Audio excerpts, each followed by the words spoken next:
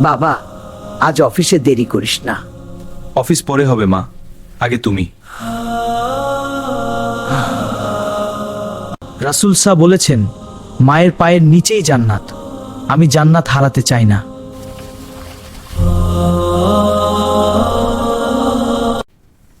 আল্লাহ তোকে সুখ দিক বাবা।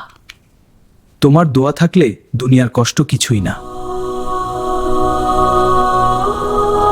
হে আল্লাহ, আমার মাকে শিফা দাও, তার কষ্ট আমাকে দাও।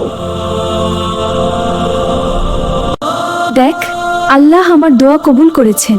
মায়ের খেদমত কখনো বৃথা যায় না। আজ থেকেই মায়ের খেদমত শুরু করুন, কারণ জান্নাতের দরজা আপনার ঘরেই আছে। ফলো করুন আরো এমন হৃদয়স্পর্শী গল্পের জন্য।